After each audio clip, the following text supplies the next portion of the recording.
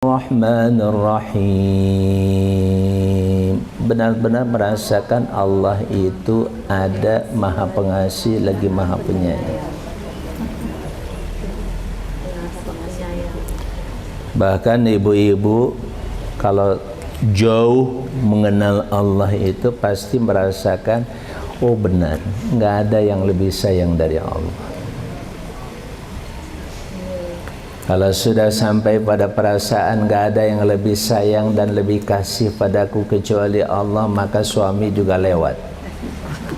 Ya enggak?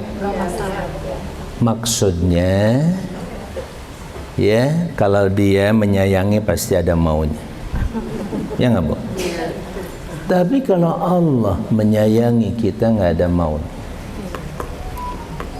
Kenapa? Sebab Allah itu Ghaniyun, Maha Kaya, nggak perlu kita. Itulah enaknya kita mengenal Allah dari Al-Asmaul Husna.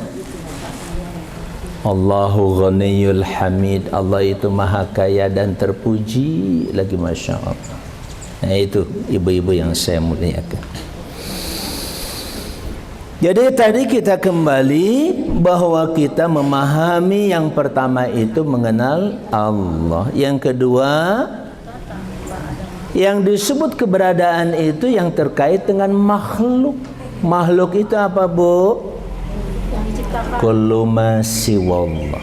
Segala sesuatu selain Allah yang memang diciptakan Allah itu namanya makhluk. Pokoknya apa saja selain Allah, pokoknya selain Allah apapun itu makhluk. Malaikat, manusia, jin, bumi, langit, gunung, malam, siang, semuanya makhluk. Itulah yang disebut keberadaan. Yang ada tuh pertama Sang Pencipta, yang kedua yang dicipta. Siapa dia? Nah, sekarang yang terakhir ketiga adalah saya kenalkan istilahnya khuluq. Dari kata khalaqa jadi khaliq, makhluk sama khuluq. Apa arti khuluq, Bu? Hah? Sistem. Cara. Betul. Cara sistem yang intinya merupakan etika dan akhlak. Halo? Etika dan akhlak itu bergantung kepada aturan. Jadi setiap aturan hukum tatanan apapun biasanya ujung-ujungnya jadi akhlak. Ya enggak? Ibu misalkan sangat-sangat patuh kepada sang suami, maka berakhlak atau tidak? Berakhlak. Nah itu contoh. Coba deh dikit-dikit ngomel sama suami, berakhlak nggak? Tidak. Itu. Jadi akhlak itu merupakan aturan yang dibuat dalam kehidupan kita, yang kalau dipatuhi maka jadi akhlak baik, kalau tidak dipatuhi jadi akhlak buruk. Oke, selesai.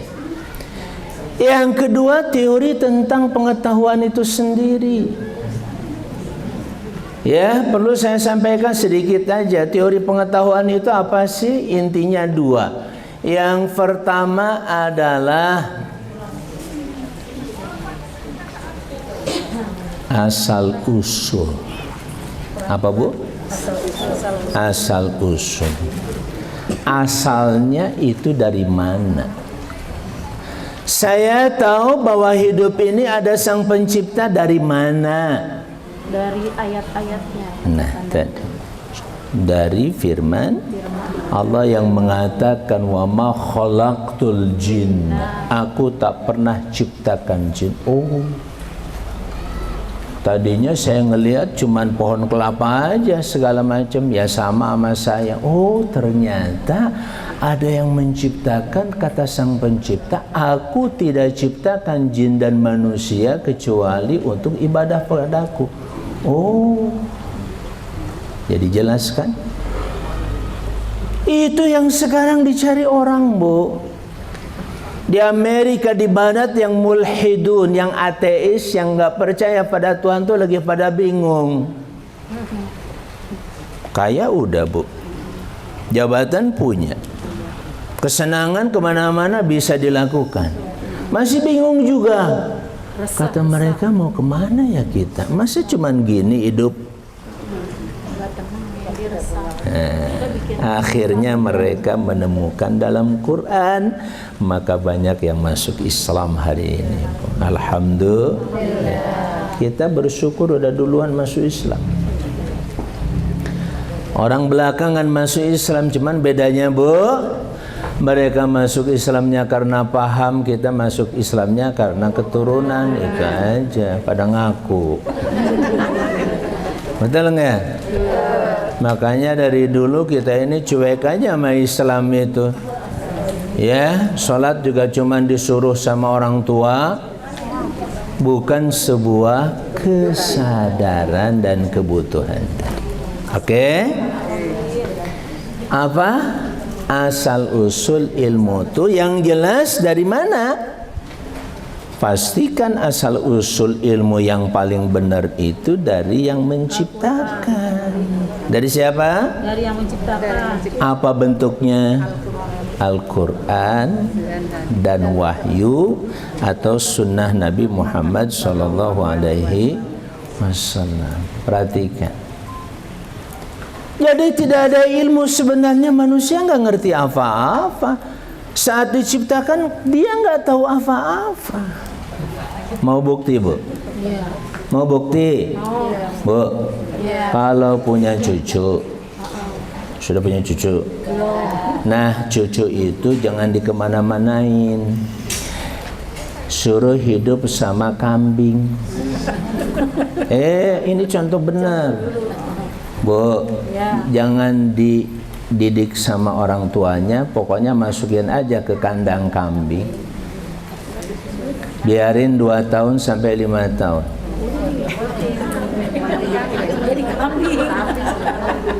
Enggak, dia nggak bakal jadi kambing, tapi dia nggak bisa ngapa-ngapain, nggak bisa ngomong. Diajak ngomong meh, enggak, ya dia makannya makan rumput, atau dia netek dulu kan, sama siapa? Kambing.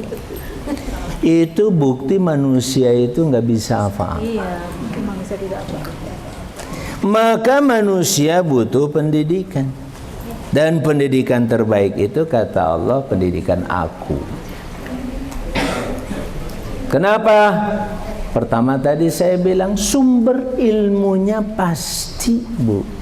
Jadi kalau bicara ilmu pasti sebenarnya ilmu siapa? Ilmu pasti itu ilmu siapa? Coba kalau belajar yang namanya kata orang ilmu pasti itu IPA, ternyata kagak pasti.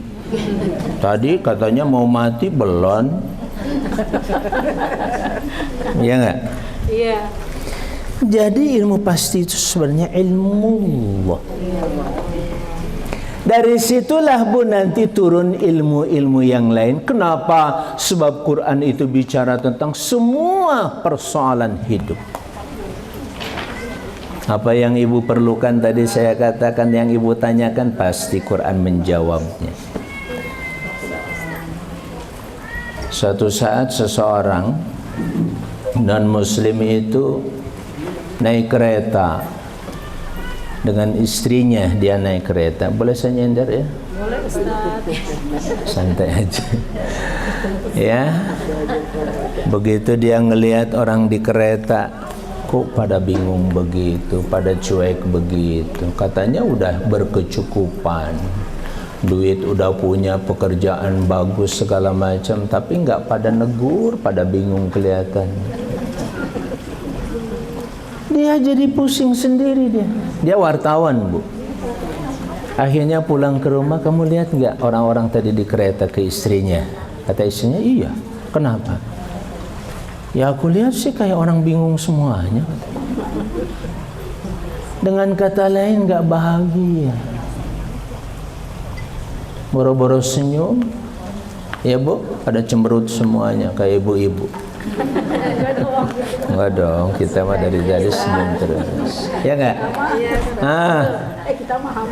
Nah akhirnya fenomena apa ya ini kata dia? Dia cari dari berbagai rujukan, buku-buku dia baca nggak ketemu. Suatu saat dia menemukan Quran berbahasa Jerman karena dia pernah tinggal di Jerman.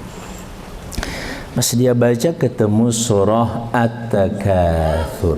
Surah apa? At-Takatsur. Apa bunyinya? Coba, ayo baca. A'udzu billahi minasyaitonir rajim. Bismillahirrahmanirrahim. Alhaakumut takatsur hatta zurtumul maqabir. كلا سوف تعلمون ثم كلا سوف تعلمون كلا لو تعلمون علم اليقين لترون الجحيم ثم لترونها عين اليقين ثم لتسألن يومئذ عن النعيم. Ini siapa yang ngomong kata dia? Mereka telah dilalaikan oleh berlomba-lomba dan bermegah-megah. Loh, saya lihat sekarang terjadi itu. Kata dia, siapa ini? Katanya ini firman Tuhan. Terus kata dia, kalau memang firman Tuhan betul, gak mungkin Muhammad ngomong tentang kasus peristiwa yang hari ini saya buktikan dan saya rasakan. Akhirnya dia masuk Islam. Masya. Ibu-ibu masuk Islam karena surah apa? Karena rezeki dari Allah. Rezeki dari Allah. Ya enggak? Kemudahan. Orang lain itu masuk Islam hanya baca ayat itu saja, Bu. Surah At-Takatsur, dia sudah jadi muslim. Kenapa terjawab pertanyaan kenapa sih mereka orang-orang itu terus sibuk dengan kehidupannya? Oh, ternyata Allah sudah bilang mereka itu disibukkan oleh perlombaan mencari ini itu dan sebangsanya. Hatta zurtumul maqabir, sampai nanti mereka kalau menziarahi kubur sudah masuk kubur baru mati. Benar semua. Allahu Akbar. Gitu Bu ya. Oke. Yang kedua dari epistemologi itu caranya Bu. Cara itu cara untuk ibu-ibu mendapatkan ilmu dari Allah alias dari wahyu. Gimana caranya? Cara itu penting. Caranya kalau terkait dengan firman Allah, kalimat-kalimat Allah adalah tadabbur. Apa? Tadabbur. Apa? Tadabbur. Tadabbur itu apa artinya? Tadabbur artinya memakmurkan. Asal kata dari dabara. Dabara itu artinya di belakang, Bu. Maksudnya apa? Memikirkan sesuatu apa yang ada di belakang itu semuanya. Apa? Memikirkan sesuatu yang ada di belakang. Belakang apa? Belakang sesuatu tadi. Ini saya ngajarin ibu-ibu daripada tua begini pinter-pinter. Alhamdulillah. Enggak, saya enak aja ngajarnya gitu. Ya kalau ngajar kayak begini enak, ibu-ibunya pinter-pinter, pantesan. Kalau udah pinter nggak usah diajarin. Ya, itu. Oke, jadi cara itu yang kita bahas nanti ya. Yang terakhir dulu aksiologi, artinya teori tentang nilai. Nilai itu kegunaan. Ngapain kita belajar kalau tidak punya nilai? Ngapain kalau kita belajar apapun nggak punya manfaat? alias